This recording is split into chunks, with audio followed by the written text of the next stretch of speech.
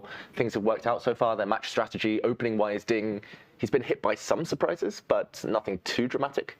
Well, what's been really encouraging is that Ding has managed to navigate the complexities of the openings pretty well. And like you say, he has been surprised almost on a continuous basis by Gukesh. Yeah. And Gukesh has come up with some real fantastic opening novelties, which is very, very difficult to do in this day and age. Yeah, almost impossible these days to find new ideas. There's nothing new under the sun when the computers have something to say about it. And yeah, databases available to everyone worldwide. In the meantime, a really tense moment. Will the Ding team bump into the Gukesh team coming down in the elevator now? We see Maria Emelianova here filming, capturing all the action. And yeah, here we go. The wait goes on. Yes. Those tense moments before the games. Yes. And well, what have the report Nihua, Ding Liren team have come up with? That would be an interesting. Ding Liren begins with the white pieces. He has more white pieces in the remaining games. 3 to Gukesh's 2. Yeah, on paper, small advantage having the white pieces. Normally you can land the first surprise. And it's only Gukesh, though, so far, who has won with the white pieces. He lost a game with white 2 earlier in the event. So at the moment, it's hard to say how much of an advantage it is. But either way, Gukesh would be happy to get this black game out the way.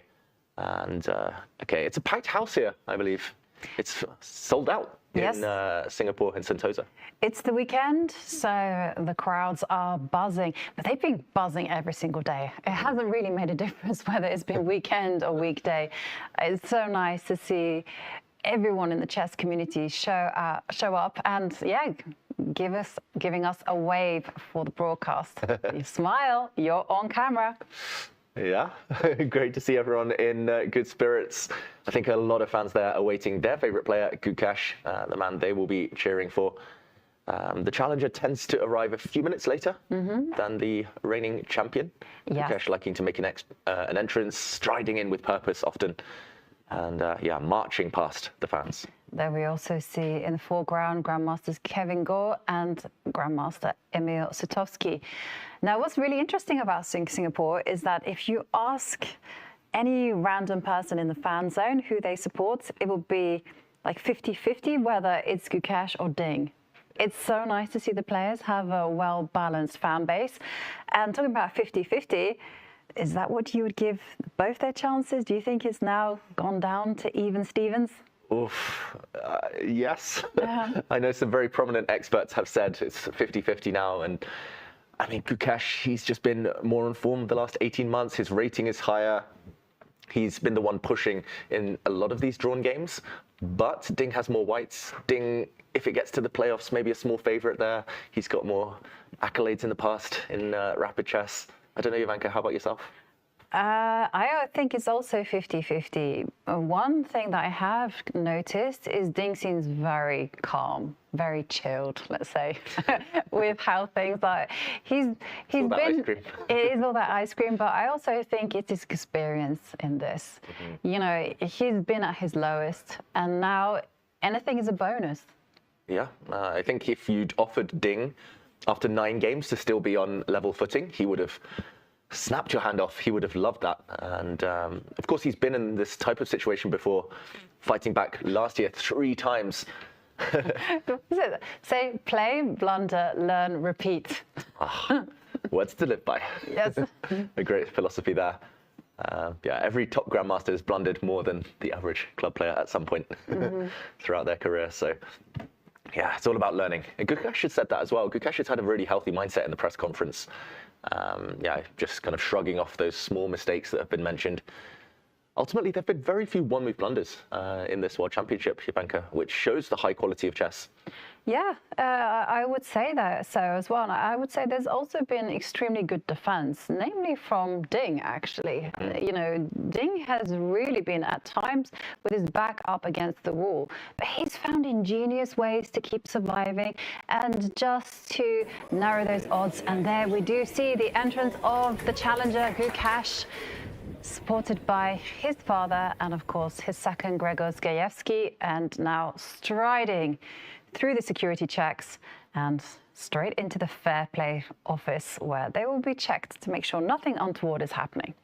And once again, Ding is in his favorite spot, sitting on the chair, just enjoying the heat, enjoying the vibe of being in Singapore. Yeah, it's very warm outside today. And yeah, I'm sure the players have soaked up the atmosphere. Ding, why mess with it?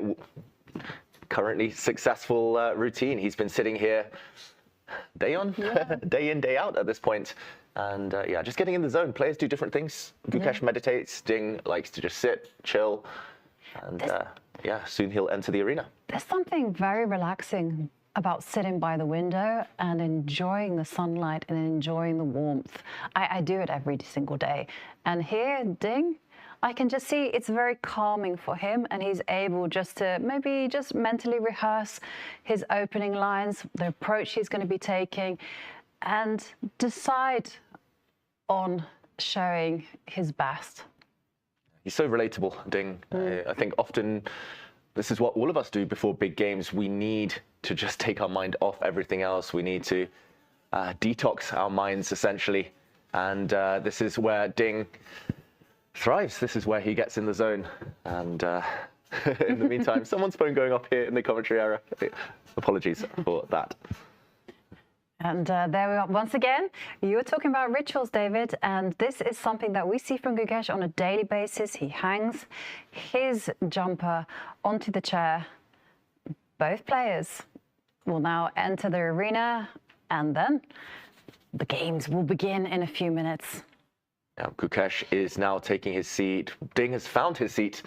He doesn't want to enter yet. There's still a couple of minutes before the first moves will begin. Just those last few contemplative moments. Yeah, it's always that calm before the storm, right? Before a big race, big game begins. You just mentally sit down, wait for the moment that you say, I'm ready. And there, Ding Liren enters into the playing arena. And we see Grandmaster Maurice Ashley get ready to introduce the players and introduce the dignitary, Mr. Kon Yin Tong, the chair at Sports Singapore, who's going to make the first move. So we are going to hand the floor to Maurice.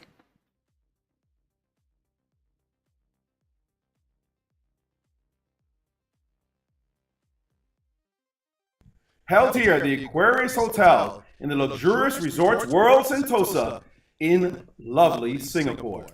I'm Maurice Ashley, and it is my distinct pleasure to introduce the two players who are competing for the title of World Chess Champion. First, the challenger from India, Gukesh Dommaraju.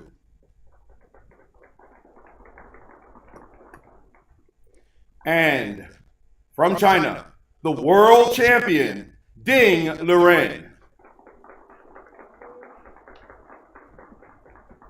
The match is tied at 4.5 points each. It has been a scintillating match so far. The players have treated all of us to an incredible set of games. Their fighting spirit is to be absolutely commended as we go into the last 5 games. To make the ceremonial first move, we have a dignitary from Singapore, Mr. Kon Yin Tong, who is a managing partner of accountancy firm Fu Kon Tan, served as a Sports Singapore Council member from 2012 before becoming deputy chairman in 2016 and subsequently chairman in October 2018. Mr. Kon has held roles with Sports Singapore as Finance Committee Chairman and leads the Sports Excellence Scholarship Selection and Approval Committee. Having had a passion for rugby since he was a schoolboy, Mr. Kon currently holds a World Rugby Level 1 coaching certificate and is a volunteer coach. Please welcome the chair at Sports Singapore, Mr. Kon Yin Tong.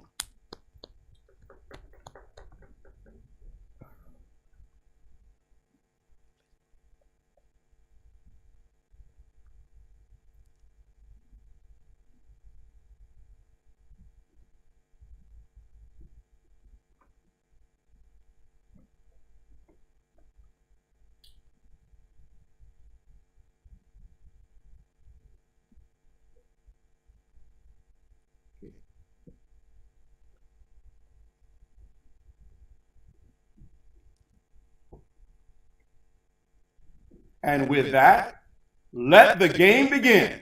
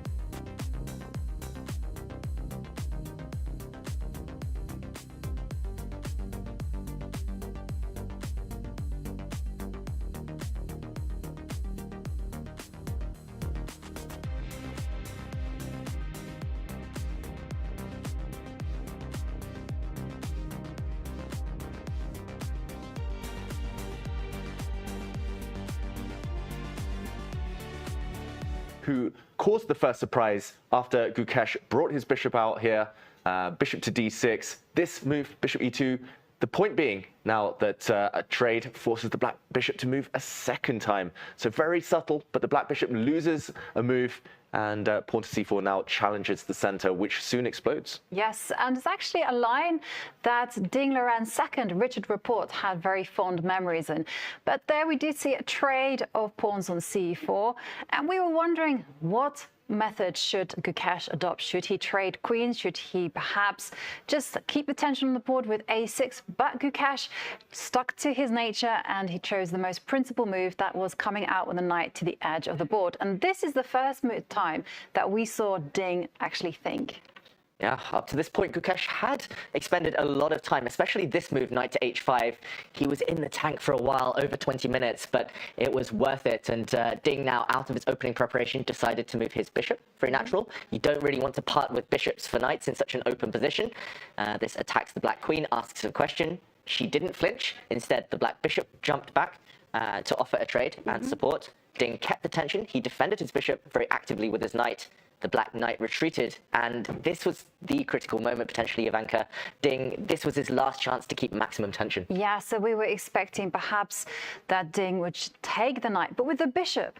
And the whole idea is that you will accelerate the play, come out with the queen to c2, and now the rooks will move quickly towards the center. But that, unfortunately, was not what Ding Liren chose. He thought that he would press in a more gentle manner. Yeah, so far more risk-free, but unfortunately less reward. Potentially, he took the knights off the board, and after a trade of knights, the queens also departed, and then the bishops left, and very shortly, rooks soon being traded as well. Yes, and so once the rooks left the board, we were still pondering about how much of an advantage white had, because the bishop is better placed, the knight is also in a better square, but ultimately, Gukesh just played very accurately. Yeah, black's only downside to his position is these doubled pawns. They're slightly inflexible. Potentially there's a weakness out there, an isolated pawn, an island, just like Sentosa on h7. And meanwhile, though, this didn't become a factor. Ding playing a bit too tentatively here, a bit too slowly. He brought his king across. Gukesh now gaining space in really instructive manner. Pawn to f5. It does look like these pawns are fixed now on light squares, the same color as their bishop. Not really advisable, but it's more important to bring the king towards the center. And the next few moves, very, very precise. The black knight dropped back, opening up the bishop to come out. But the hidden idea is to actually trade off rooks. Yes, and once the rooks come off, all that was left was for Gukesh to trade off the knights, and that would just secure a very easy draw. And Ding, perhaps sensing that the position had fizzled out, indeed did make that trade, and now it was just a question of mobilizing the kings, getting them to the squares that they could go to, and then we see that once everything is picture perfect, it is a picture perfect result, with it being a draw.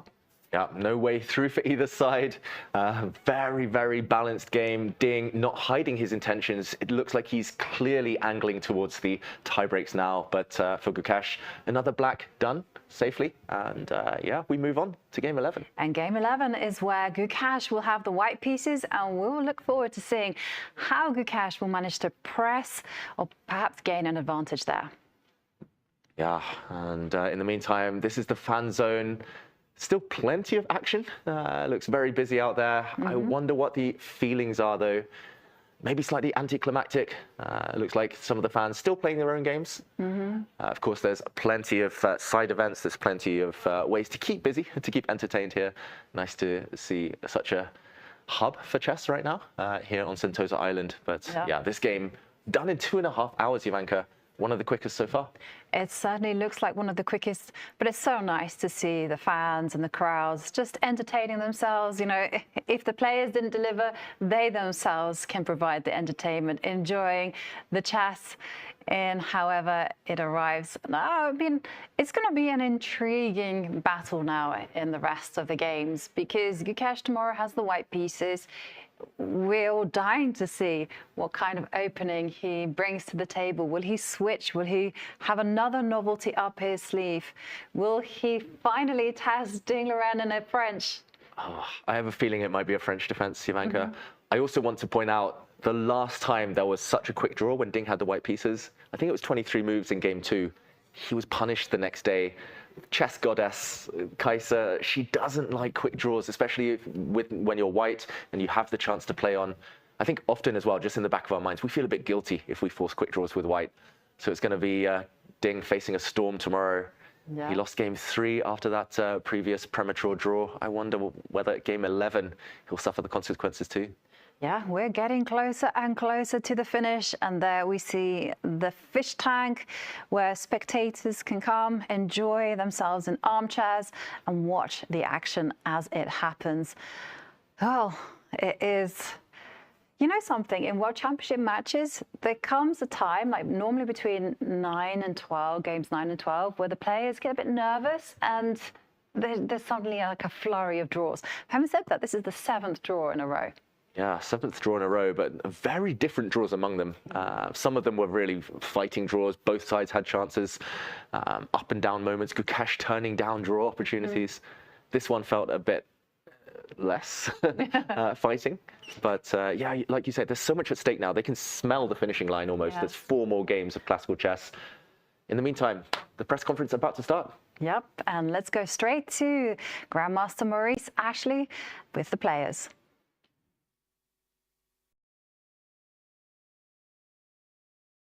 Hello everyone, and welcome to the post-game press conference for Game 10, which ended in a draw. I will ask a few questions and then I'll open it up to the press. Please restrict, and may I emphasize, please restrict your questions to just 1. And if we have time to continue with follow-up questions, then I'll be happy to continue.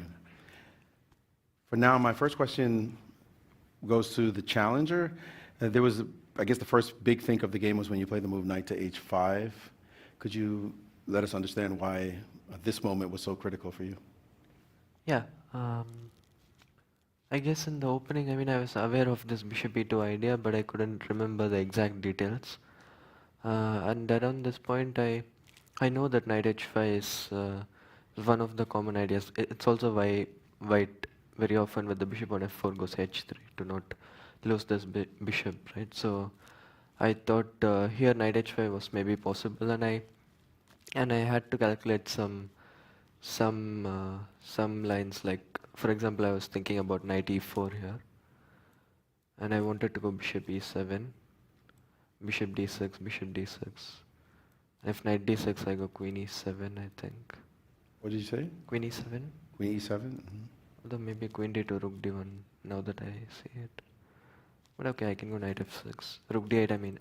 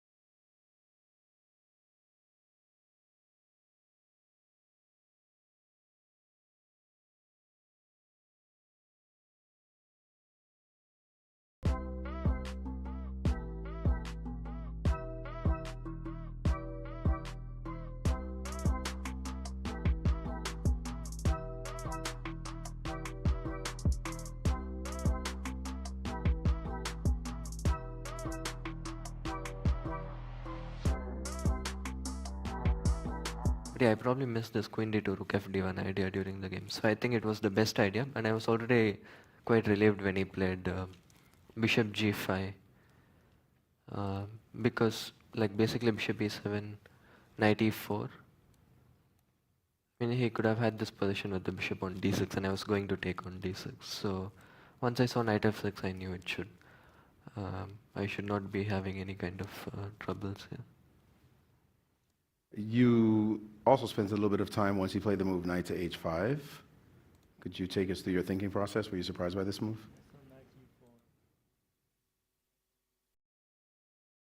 I don't think we're getting your mic. I'm sorry. No, it's not your fault. Don't worry.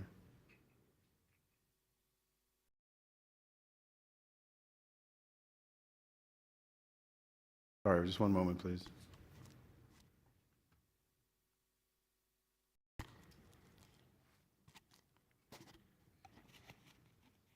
I'm gonna do me a favor. Keep talking to this. Now. Oh. Just talking to them. You can just talk. Just use that to talk. I thought this is harmless, but this pawn structure. So I didn't play this, and I was hoping for take h6 and I'll go knight e4 and bishop h4. If g5, I have g4. I was betting on this variation. I think white is slightly better. I missed the bishop e7 actually. I thought white had stable advantage after exchange the bishop, but it's not the case. This bishop very bad. If I take, he take knight d4. Maybe he can simply go back and take c5, bishop b7. Maybe knight d4 also, just knight d4 I thought, but Which position? after knight d4 instead of knight f6, knight d4. Yeah, Knight f6. This. yeah.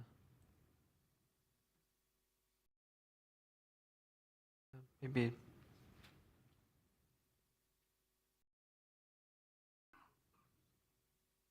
Also, I could start with g6. I don't know if that makes a difference, but.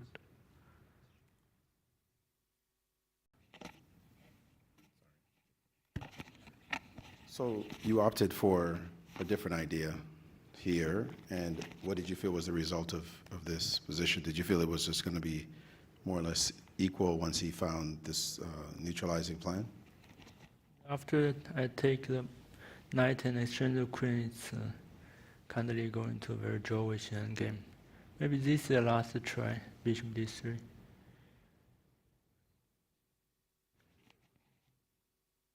He cannot take on f2. Looks good, but I have bishop h7 and queen d8. And this is winning for me. But this looks very small. Is this microphone working now? I'm sorry, it is. Okay.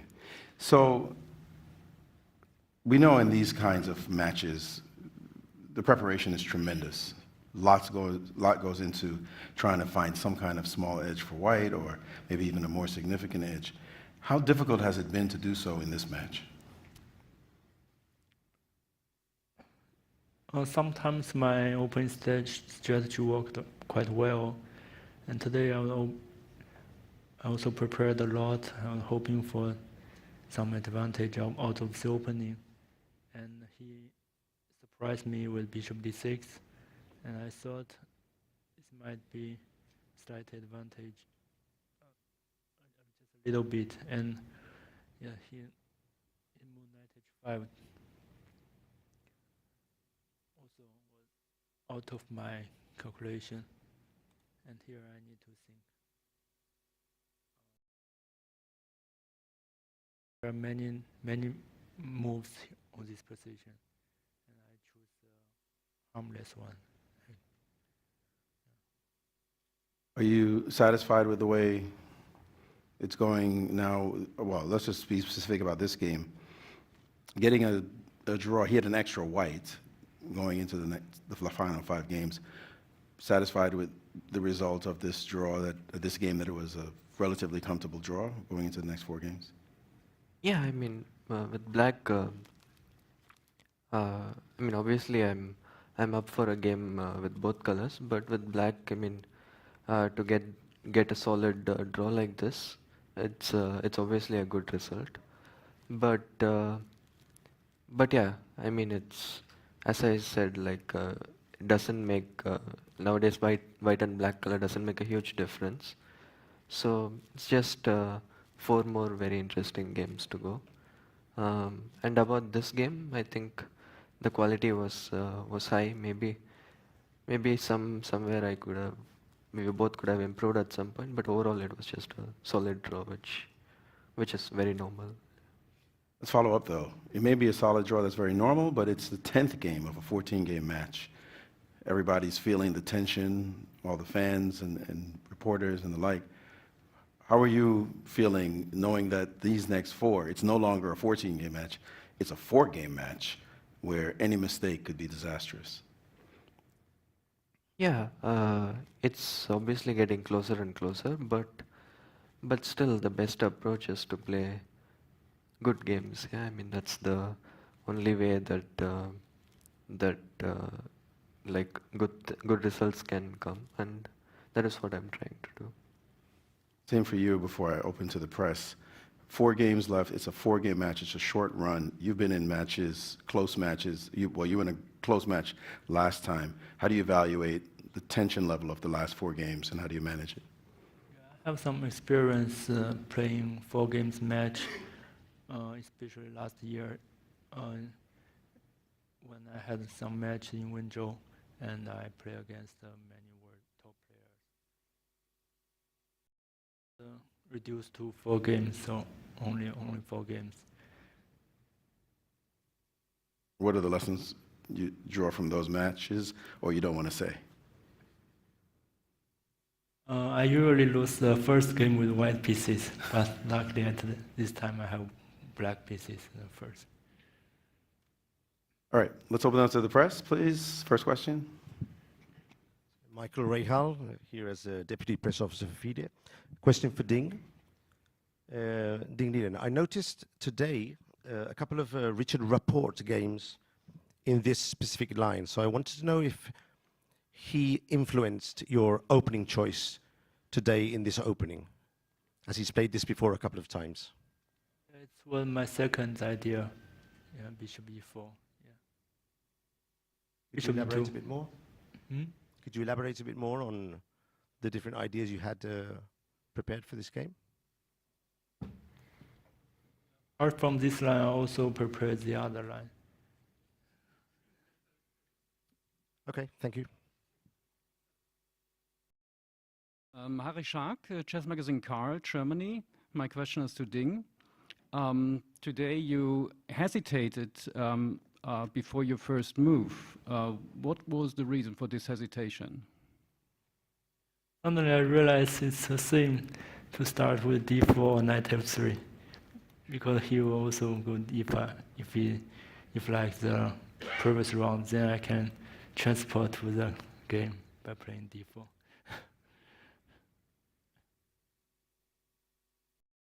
They are from Chess Base India. My one question to both the players. With just 4 games remaining, do you think the value of each move is increasing in each game? And would that impact your risk-taking appetite for the remaining games?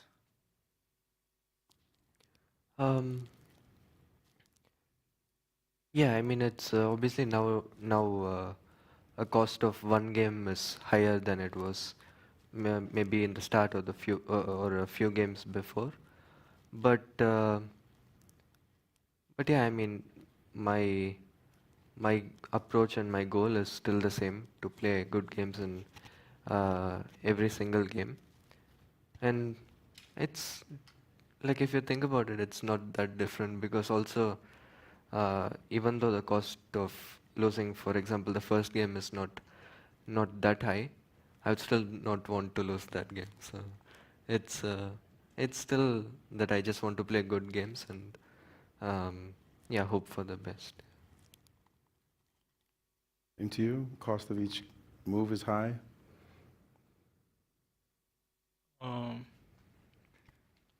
Yes, that means there's not so much room to make mistakes. Every lose will result in a very bad situation. And we need to be careful at every move.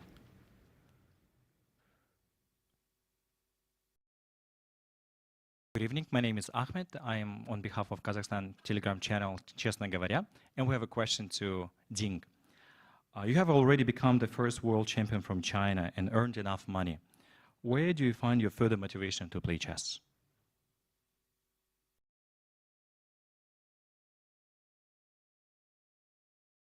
Because it's a title match that I want to defend it. Actually, I did not play so much during the last years. But this one is very important.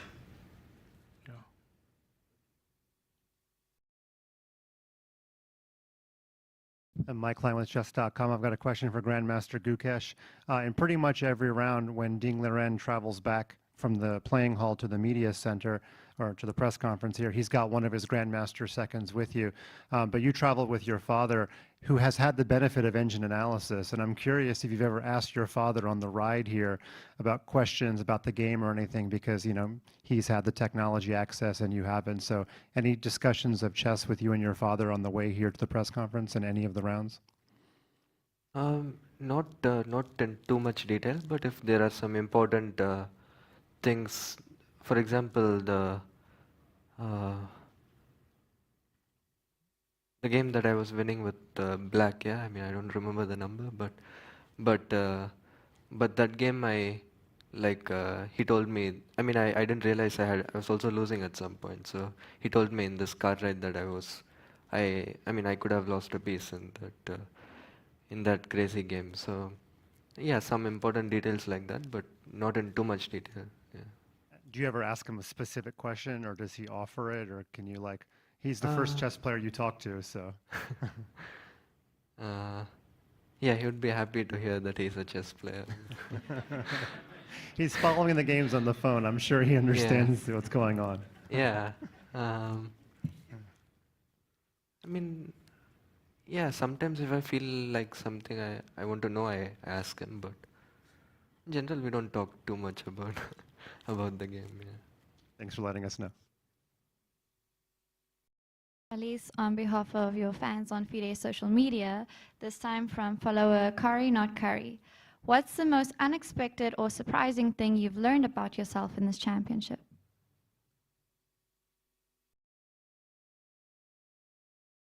I'm always the first one to arrive.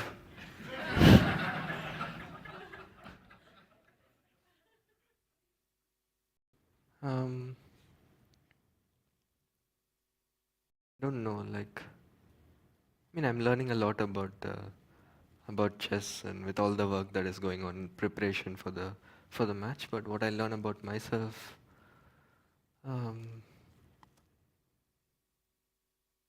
nothing new really, to be honest.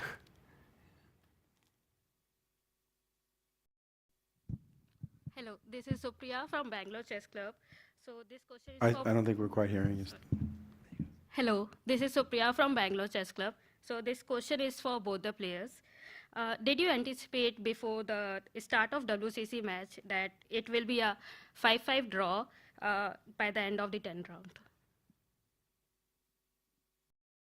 Did you think you'd be tied right now? 10 games, 5-5.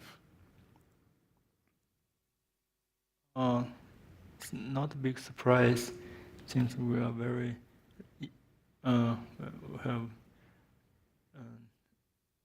not so much different in strengths. So 5-5 is also the game itself is some of the game are better for him and some of them are better or even winning for me. So it's a fair result so far. I mean, obviously, like, it's one of the possibilities that the match could be tied. It's it's not a huge surprise. Obviously, I was prepared for all kinds of scenarios.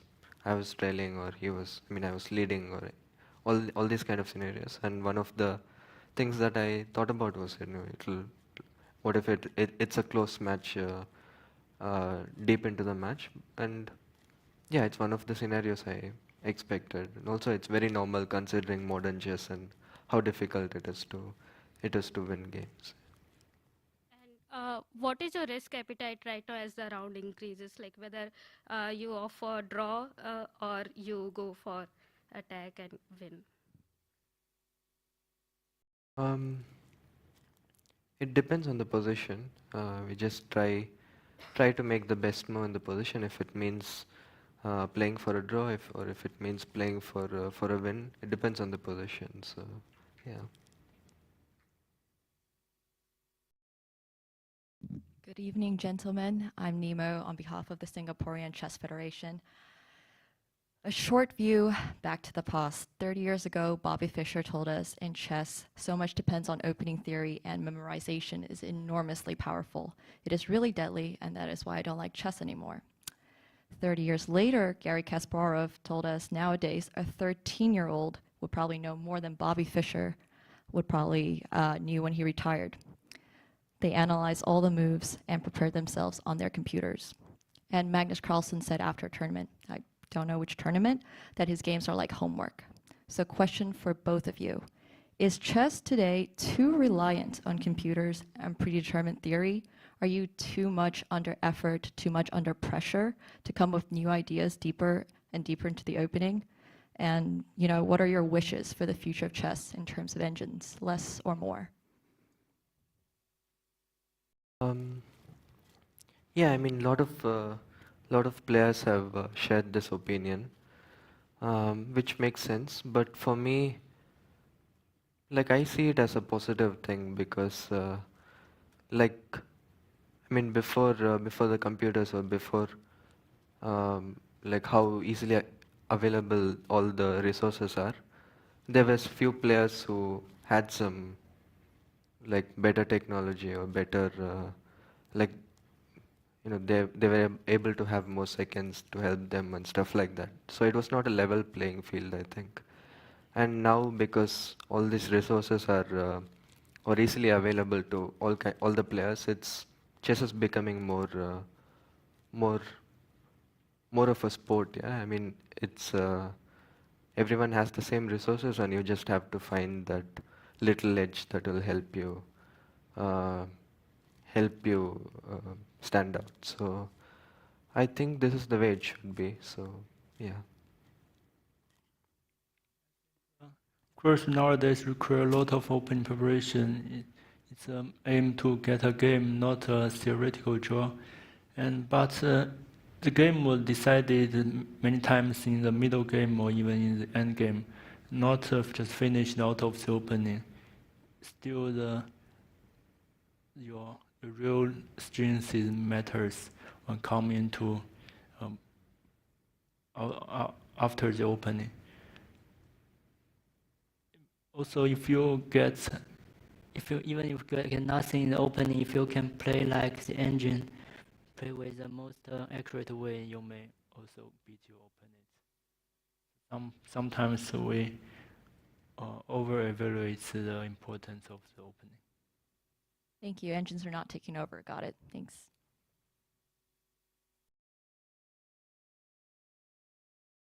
Hi, Prashant from Dopamine Media. My question is to the both of you. It seems that both of you are patiently waiting for your opponent to make a mistake and capitalize on that one chance. And your opponent making a mistake is not in your control. So when that wait turns endless, does it tempt you into considering newer ideas or riskier decisions, and thus increasing your chances of committing an error? So from here on, what would you prefer, to act or to react to what your opponent is doing? Actually, I don't think the wait for mistakes is so like it's so long. I mean, there are mistakes happening in every game, to be honest. So like as we saw in the last few games, like most of the last few games, that one of the sides had the advantage. So I think we are both trying to outwit each other, and we both are making mistakes. We are both getting chances. So it's just about. I mean, obviously we have some strategy for this particular game or something like that, but mostly it's about just coming to the game, playing good moves, and in general it's hard in chess not to make mistakes. So yeah, mistakes, they happen how much you try not to make them. Yeah. every game we are hoping for create chances ourselves, not hoping our mistakes, the opponent made mistakes. Otherwise, we'll play some tricks, some lines which are not objectively good, but we can trick my opponent. So I think that's the way we play.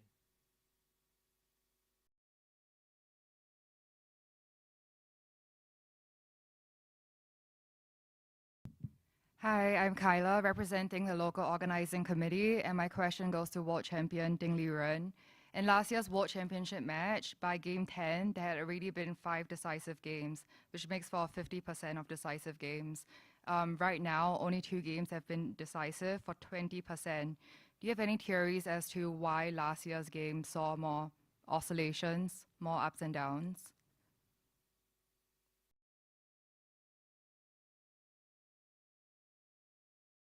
Last year, yes, there are many decisive games.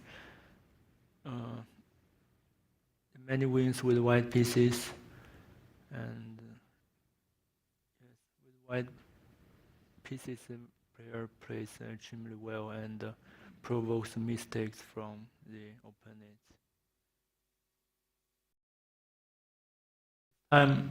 It can go the other way since there are many games that could be decisive, but at the end it endures.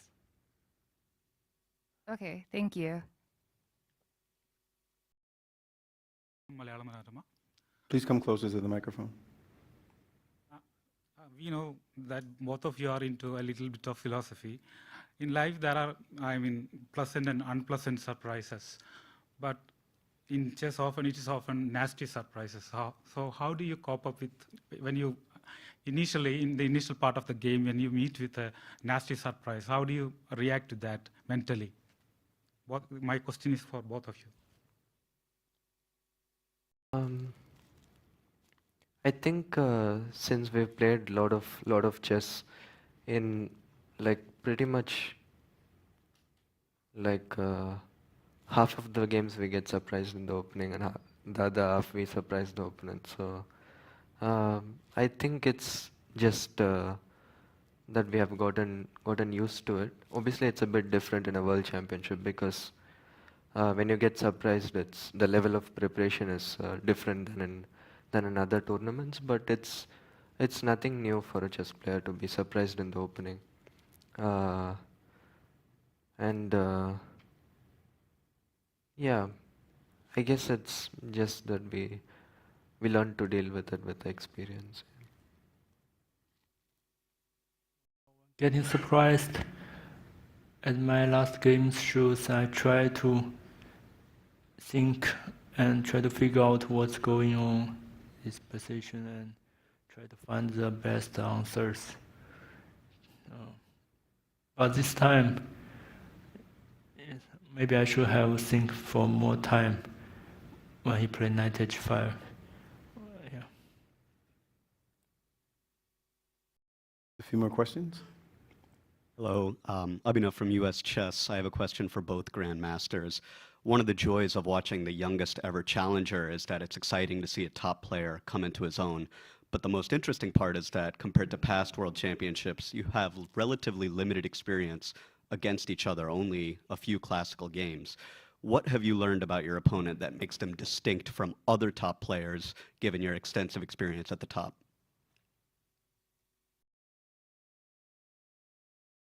My opponent is very young and can be said a newcomer to the top tournaments. So his rating progress is extremely quick in recent years. So, but in the past few encounters, I had very good results against him. But we can see this time he improved his score a little bit.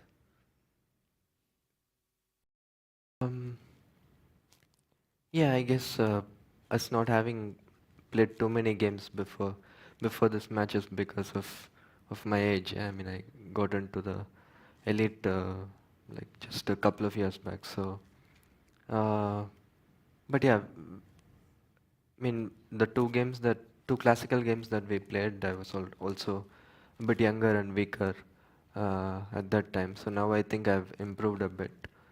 And what I learned about Ding from this match, it's yeah, that he's just a very strong player. Yeah. Thank you both. Hello everyone, Anastasia Karlovich for Grand Chess Tour and St. Louis Chess Club social media. I have a question for both players, and I would just want to say that of course I was following the match with a great interest. Thank you for your play. And my question is, what are the biggest challenges you faced so far after 10 games, over the board and off the board?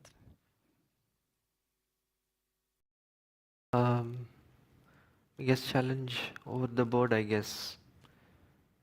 I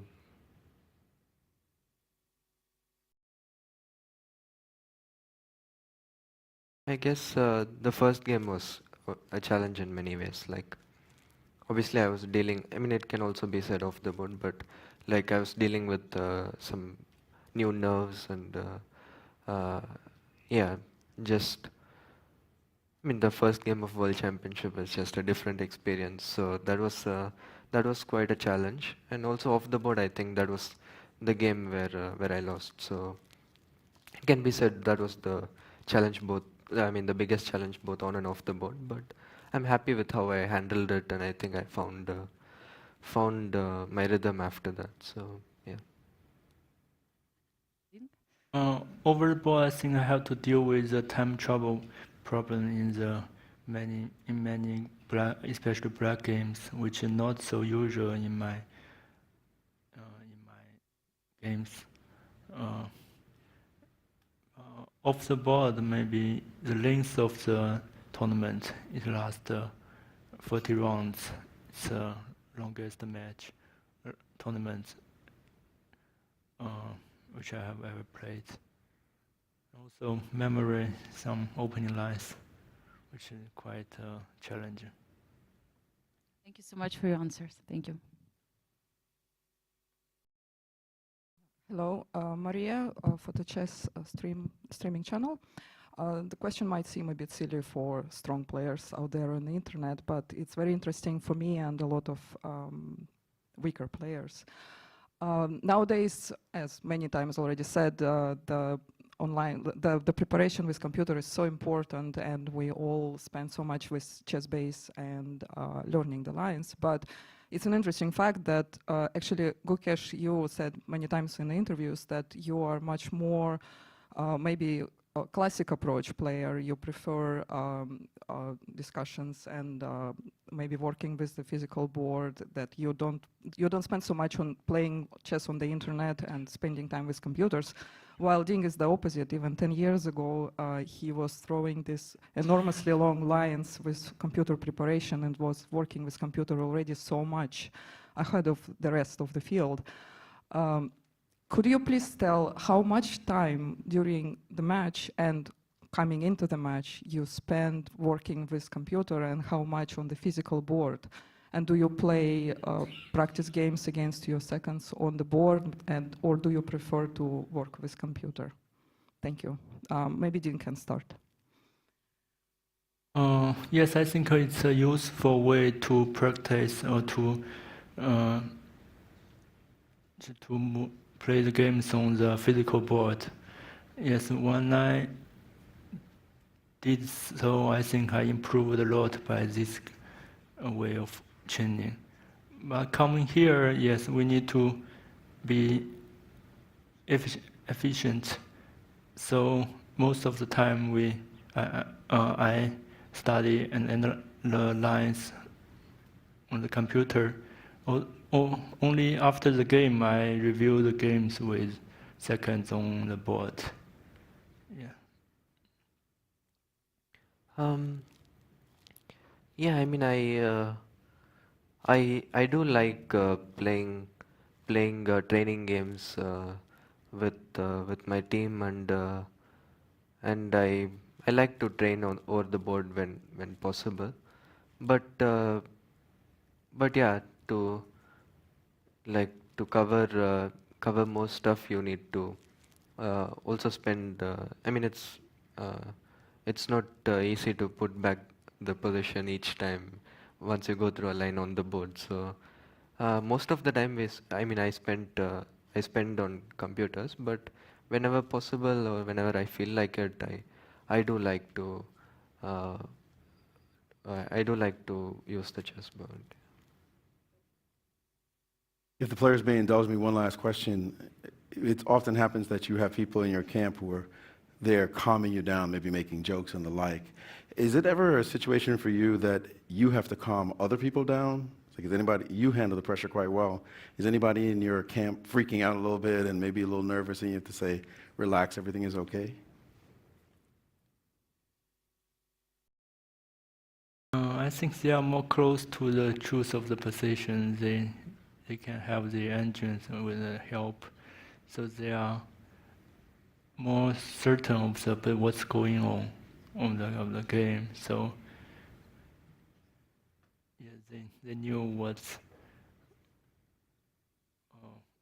going on.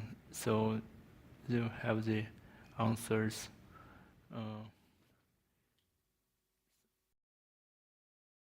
I think we are the one who are not so uncertain of the outcome of the game.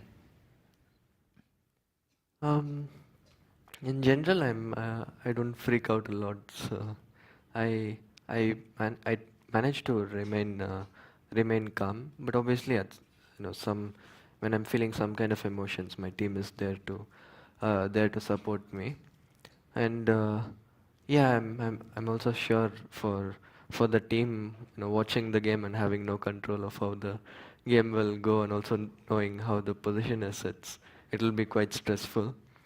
But I think they're doing quite well. All right, thanks for that. Well, that concludes the post-game press conference. Game 11 is tomorrow at the same time, 5 p.m. in Singapore. Everyone have a good night.